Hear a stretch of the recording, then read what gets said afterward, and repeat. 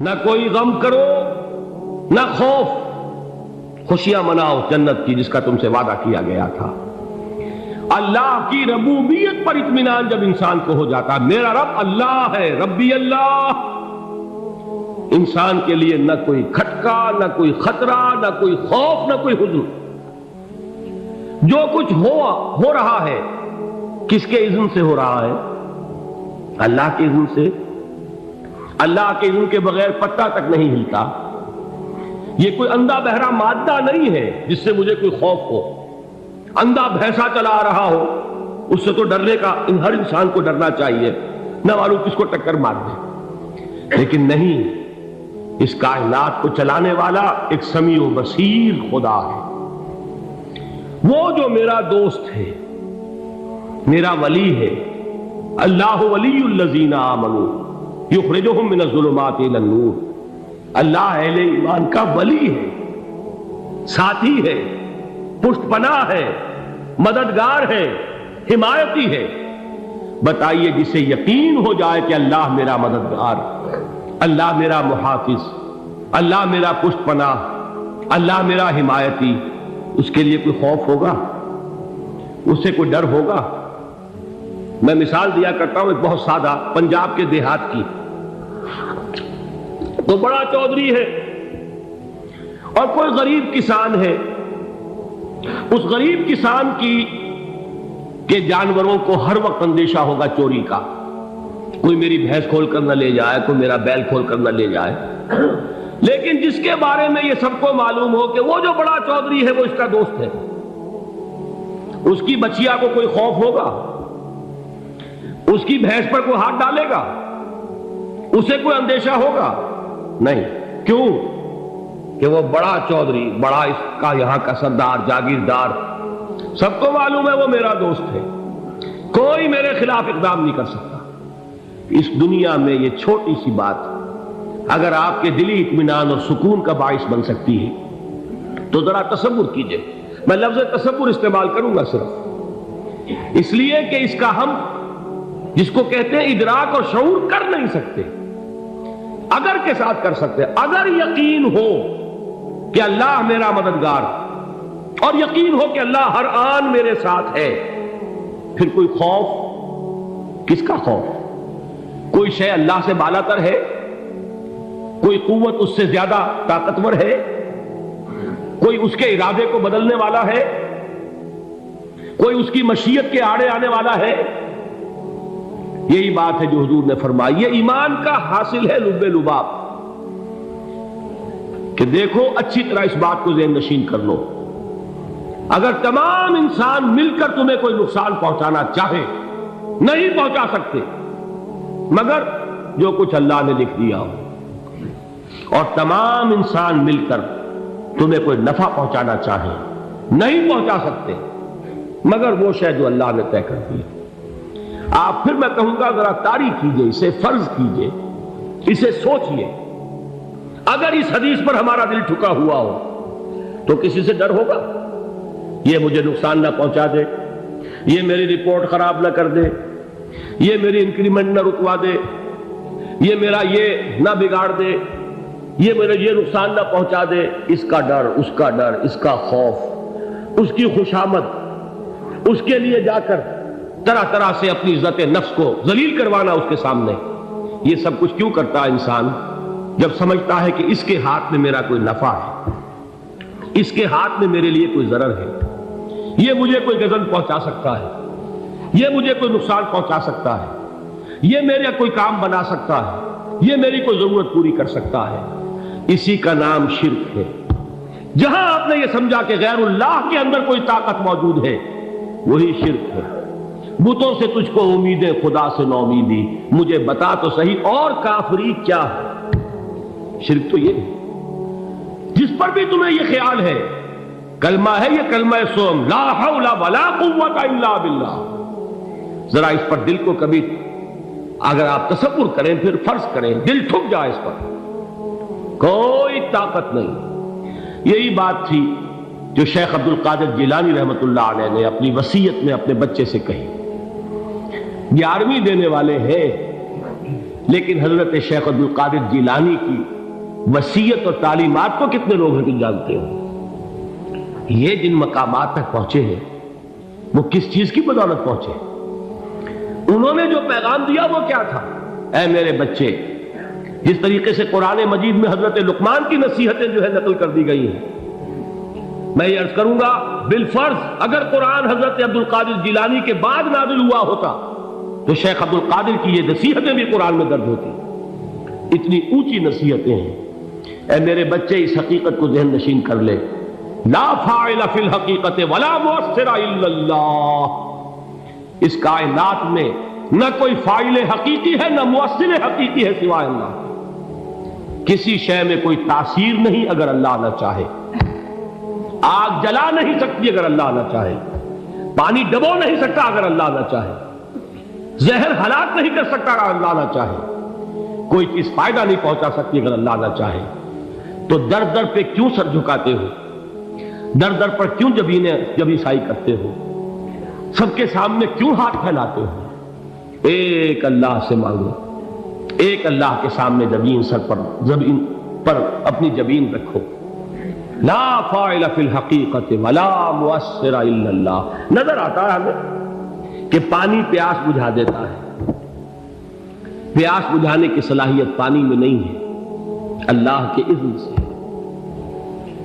کھانا بھوک مٹا دیتا ہے، بھوک مٹانے کی صلاحیت کھانے میں نہیں ہے، اذن رب میں۔ دیکھیے یہی یقین تھا حضرت موسیٰ علیہ السلام کا واقعہ یاد کیجئے۔ سامنے سمندر آ گیا ہے، قوم دیکھتی ہے پیچھے کہ گرد و غبار کا طوفان۔ معلوم ہوا کہ فرعون اپنے لشکر سمیت آ گیا۔ لشکر جب چلتا تھا تیز رفتاری کے ساتھ تو گرد و غبار کا جو طوفان اٹھتا تھا اس کا تصور کیجیے، اور لمحہ بلمحہ وہ قریب آ رہا ہے۔ پوری قوم نے کیا کہا؟ اے موسیٰ انا لمدرکون، اے موسیٰ ہم کو پکڑے گئے۔ قرآن مجید نے تو یہاں وہ باتیں نہیں لکھی ہیں، لیکن تورات میں یہ درج ہے کہ بنی اسرائیل جھگڑنے لگے، دست و گریبان ہو گئے موسیٰ کے ساتھ۔ موسیٰ ہمیں یہاں مروایا لا کر، اس سے تو ہم ہی بہتر تھے، وہاں کھانے کو ملتا تھا، زندگی تو تھی، بیگار ہم کر رہے تھے، موت تو نہیں تھی۔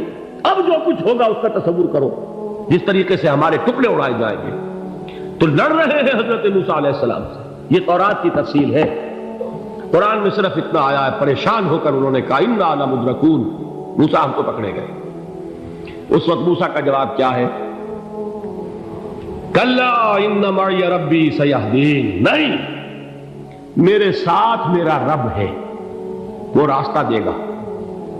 بتائیے کہاں راستہ نظر آ رہا ہے؟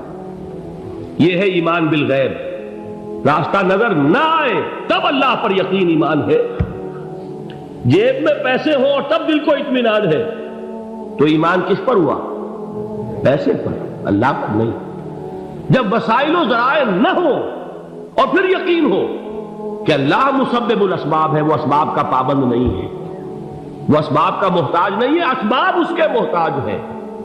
اگر یہ یقین ہے تو اللہ پر ایمان ہے، یہ نہیں ہے تو تمہارا ایمان اسباب پر ہے، وسائل پر ہے، ذرائع پر ہے، مادیات پر ہے، اللہ پر نہیں۔ اس وقت کہاں راستہ تھا؟ کوئی راستہ تھا؟ سمندر ہے اور ادھر سے لشکر آ گیا ہے۔ کلا ان معی ربی سیہدین۔ اب دیکھیے ایمان کہہ دینا آسان ہے، ہوا معکم اینما کنتم، جہاں کہیں بھی تم ہوتے ہو اللہ تمہارے ساتھ ہوتا ہے، لیکن اس کا یقین قائم ہو جائے تو زمین و آسمان کا فرق واقع ہو جائے۔ یہی بات ہوئی حضور کے ساتھ۔ غار ہے، چھپے ہوئے ہیں محمد رسول اللہ اور آپ کے وہ یار غار ابو بکر صدیق رضی اللہ تعالی عنہ۔ اقبال نے حضرت ابو بکر کی شان میں چند اشعار کہے صرف، لیکن واقعہ یہ ہے کہ بھاری بھاری نظموں پر اور قصیدوں پر بھاری ہے، طویل ترین نظمیں اور قصیدے ہوں ان پر بھاری ہے۔ ہمتیں ابو بکر کی ہمت جو ہے، کشت ملت را چوں ابر، جیسے بارش سے کھیتی اپجتی ہے، ابو بکر کی ہمت اور عزیمت اس امت کو اسی طرح سینچنے والی ہے۔ ثانیے اسلام و غار و بدر و قبر، وہ دوسرے تھے اسلام میں، دوسرے پہلے کون تھے؟ انا اول المومنین، حضور فرماتے ہیں سب سے پہلا ایمان لانے والا میں، دوسرے ابو بکر۔ ویسے ہمارے ہاں یہ چلتا ہے اختلاف، حضرت علی پہلے ہیں کہ حضرت ابو بکر پہلے ہیں، لیکن اس میں بڑی خوبصورت تطبیق قائم کی ہے علماء نے، اور بہت صحیح ہے۔ چار کے بارے میں فیصلہ ہی مت کرو کہ کون پہلے، ان کی ایک عجیب تقسیم کر دی ہے۔ آزاد مردوں میں، بالغ مردوں میں سب سے پہلے ابو بکر، بچوں میں سب سے پہلے علی، خواتین میں سب سے پہلے خدیجہ، اور غلاموں میں سب سے پہلے زید بن حارثہ۔ بڑی پیاری تقسیم ہے، یہ چاروں ہی پہلے ہیں، ہر ایک کے لیے اولیت ہے۔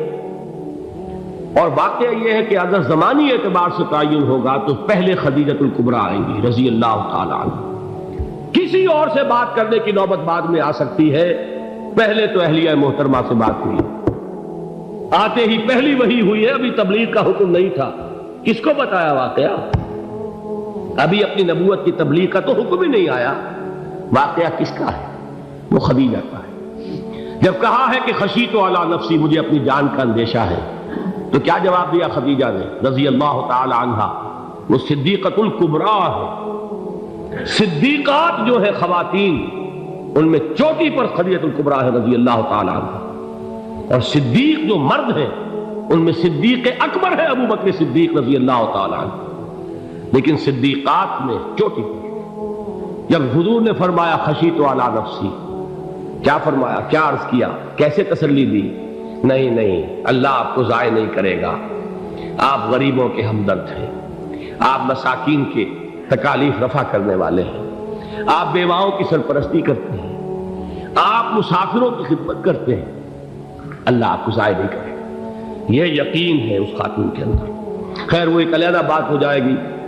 میرے دل پر حضرت خدیجہ رضی اللہ تعالی عنہ کی شخصیت کا بڑا گہرا نقش ہے، جو وہ کوئی اور ہی وقت اور موقع ہوا تو بیان ہوگا۔ بہرحال اقبال نے ایک مصرے میں جو چار اولیتیں جمع کر دی ہیں، ہمت او کشت امت را چو ابر، ثانی اسلام و غار و بدر و قبر۔ اسلام میں حضور کے بعد پہلے کون؟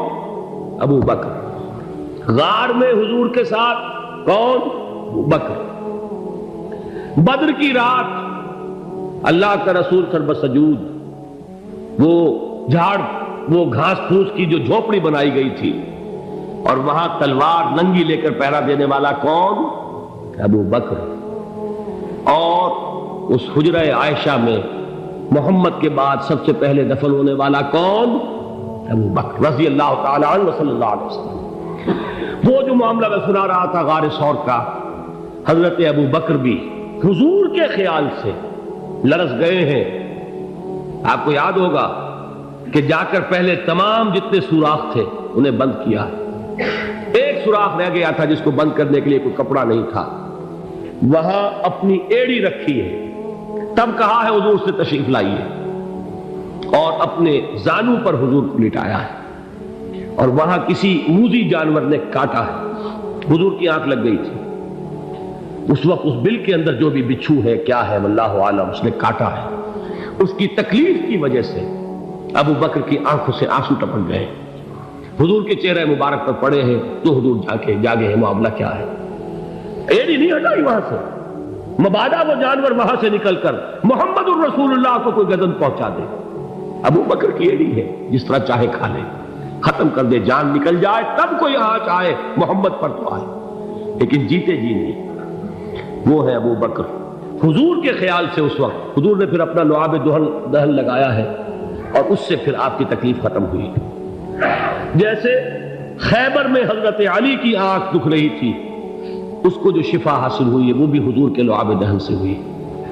تو بہرحال اس وقت انہوں نے کہا ہے کہ اے نبی یا رسول اللہ، اگر اس وقت ان میں سے کسی نے غیر ارادی طور پر بھی اپنے قدموں کی طرف جھانک لیا تو پکڑے جائیں، کیا جواب تھا اللہ کے رسول کا؟ لا تحزن ان اللہ معنا، اللہ ہمارے ساتھ ہے، کیوں گھبراتے ہو ابو بکر؟ یہ ہے ایمان باللہ، میرا مالک اللہ، میرا رازق اللہ، میرا محافظ اللہ، میرا مددگار اللہ، میرا پشت پناہ اللہ، میرا دوست